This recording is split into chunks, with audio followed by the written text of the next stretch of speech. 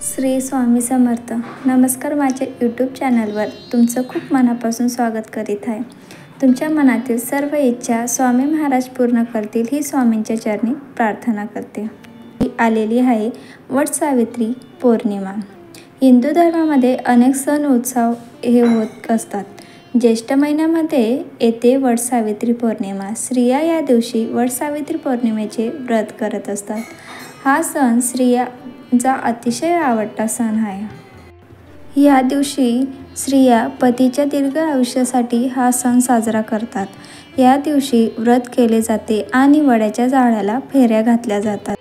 वडाच्या झाडाला फेऱ्या घालून पतीच्या दीर्घ आयुष्याची कामना करत असतात. 7 जन्म हाच नवरा मिळू दे असं त्या म्हणत असतात. कथेनुसार सती सावित्रीने आपल्या पतीचे प्राण हे यमदूताकडून परत आणले होते. त्यामुळे ज्येष्ठ महिन्यातील शुक्ल पक्षातील पौर्णिमेला वटसावित्री पौर्णिमा ही साजरी केली जाते. आणि सर्व स्त्रिया व्रत करत असतात.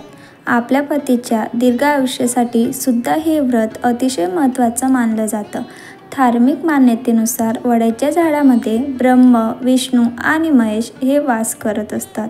याच वडाच्या झाडाखाली सावित्रीने आपल्या पतीला पुन्हा जीवदान दिलं होतं असं सांगितलं जातं. वडाचे झाड हे धार्मिकदृष्ट्या जेवढे महत्त्वाचे आहे तेवढेच पूजनीय आहे. वडाच्या झाडाला भरपूर आयुष्य आहे. ते भरपूर वर्षे हे जगत असते. त्यामुळे वडाच्या झाडाची पूजा प्रत्येक सौभाग्यवती स्त्री ही करत असते. आपल्या पतीच्या दीर्घ आयुष्याची कामना करत असतात. तर पहा, ही पूजा करत असताना काही नियम देखील महत्त्वाचे आहेत. आजच्या व्हिडिओमध्ये मी तुम्हाला वटसावित्री पौर्णिमेला पूजेसाठी कोणत्या रंगाची साडी नेसावी हे तुम्हाला सांगणार आहे. कोणते ते शुभ रंग आहेत तर ते तुम्हाला आजच्या व्हिडिओमध्ये मी सांगणार आहे. आणि आपल्याला चुकूनही या 3 रंगाच्या साड्या घालायच्या नाहीत ते सुद्धा मी तुम्हाला आजच्या व्हिडिओमध्ये सांगणार आहे. त्यामुळे तुम्ही व्हिडिओ हा शेवटपर्यंत नक्की पहा, जेणेकरून तुमच्यापर्यंत योग्य ती माहिती पोहोचेल. आपल्या चॅनलवर नवीन असाल तर चॅनलला सबस्क्राईब करा. वडाच्या झाडाची पूजा प्रत्येक सौभाग्यवती स्त्री ही करत असते. आपल्या पतीच्या दीर्घ आयुष्याची कामना करत असतात. तर पहा, ही पूजा करत असताना काही नियम देखील महत्त्वाचे. आपल्याला या वटसावित्री पौर्णिमेच्या दिवशी या 3 रंगाच्या साड्या चुकूनही घालायच्या नाहीत. त्यातली पहिली साडी म्हणजे काळा रंग, त्यानंतर पांढरा रंग आणि निळा रंग. हे जे 3 रंग आहेत तर या 3 रंगाच्या साड्या आपल्याला चुकूनही घालायच्या नाहीत. पण काळा रंग हा नकारात्मकतेचा प्रतीक मानला जातो. पण पांढरा रंग हा देखील नकारात्मकतेचा प्रतीक मानला जातो. त्यामुळे आपल्याला ह्या दिवशी काळा रंग, पांढरा रंग तसेच निळा रंग यासारख्या रंगाच्या साड्या घालायच्या नाही. तर पहा, इतर दिवशी तुम्ही हे वस्त्र घालत असाल तर हरकत नाही, परंतु आपल्याला वटसावित्री पौर्णिमेला हे वस्त्र असतील तर ते घालायचे नाही. त्याचबरोबर तुम्हाला ह्या 3 रंगांच्या बांगड्या देखील घालायच्या नाहीत.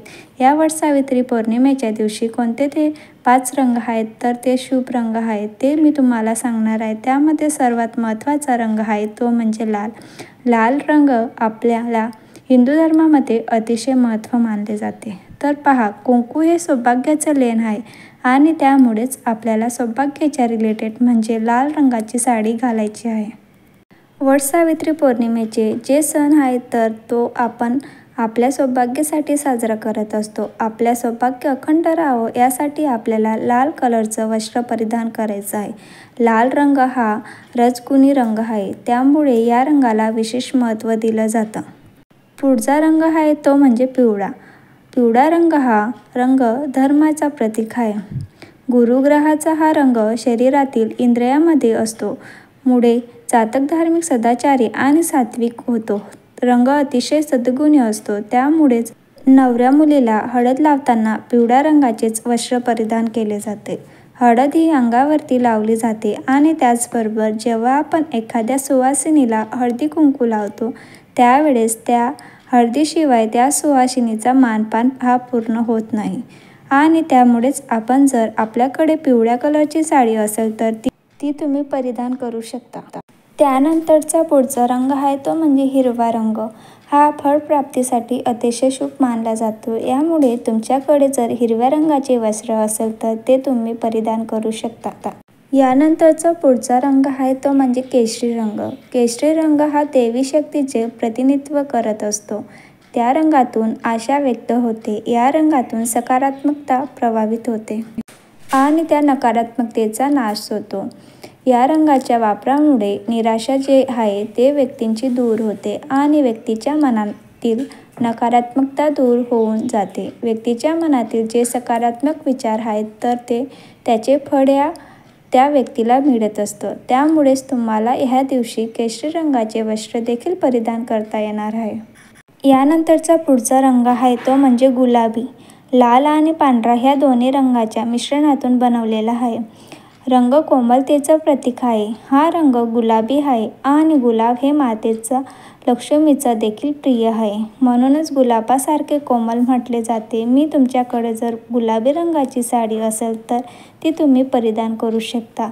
तरी या 5 रंगाच्या साड्या आहेत आणि यातून जी काही तुमच्याकडे साडी असेल तर ती तुम्हाला वटसावित्री पौर्णिमेला परिधान करायची आहे. तर बघा, आपण वटसावित्री पौर्णिमेच्या दिवशी नवीनच साडी नेसायला हवी का तर नाही, कारण ज्या मुलींचं नवीन लग्न झालेलं आहे, ज्या स्त्रियांचं नवीन लग्न झालेलं आहे तर त्या मुलींनी नवीन वस्त्र धारण करायचं आहे. परंतु त्याचे लग्न होऊन बरेच वर्ष झालेले आहेत, त्यांनी नवीन साडी नाही घातली तरी चालेल. त्यांनी त्यांच्याकडे असलेल्या जुन्या साड्या घातली तरी सुद्धा चालेल. परंतु ती जुनी साडी घालताना देखील आपल्याला काही नियम पाळायचे आहेत. ती जुनी साडी जर तुम्ही नेसणार असाल ती फाटलेली किंवा कुठेतरी तुटलेली आहे अशी घालायची नाही. त्याचबरोबर ती साडी तुम्ही मासिक धर्मामध्ये वापरलेली आहे अशी साडी वापरायची नाही. तुमच्या घरामध्ये सुतक होतं त्यावेळेस तुम्ही ती साडी घातलेली असेल किंवा कुणाच्या दशक्रियाविधीमध्ये तुम्ही ही साडी घालून गेलेला असाल तर ती साडी तुम्हाला या वटपौर्णिमेला घालायची नाही. तर पहा, अशा साड्या तुम्हाला परिधान करायच्या नाही. ज्या साड्या तुम्ही तुमच्या स्वतःच्या घरामध्ये पूजेसाठी घातलेल्या असतील तर अशाच प्रकारेच्या शुभ कार्यासाठी वापरलेल्या साड्या आहेत तर त्यापैकी साडी तुम्ही एक निवडावी आणि ती साडी तुम्ही या वटसावित्री पौर्णिमेला घालावी. या दिवशी हिरव्या रंगाच्या बांगड्या तुम्ही घाला. देवीला आपण ओटी भरतो तेव्हा हिरव्या किंवा लाल रंगाच्या बांगड्या आपण ओटीमध्ये टाकत असतो. म्हणून हिरव्या आणि लाल रंगाच्या बांगड्या हे शुभ मानल्या जातात. या दिवशी शक्यतोवर तुम्ही काचेच्याच बांगड्या घाला. मेटलच्या बांगड्या ह्या दिवशी घालू नका. लाल किंवा हिरव्या रंगाच्या बांगड्या घालणे हे शुभ मानले जाते. जर तुम्हाला माझा व्हिडिओ आवडला असेल तर चॅनलला लाईक करा, कमेंट करा, शेअर करा आणि जास्तीत जास्त लोकांपर्यंत पोहोचवा आणि चॅनलला सबस्क्राईब करा. धन्यवाद. श्री स्वामी समर्थ.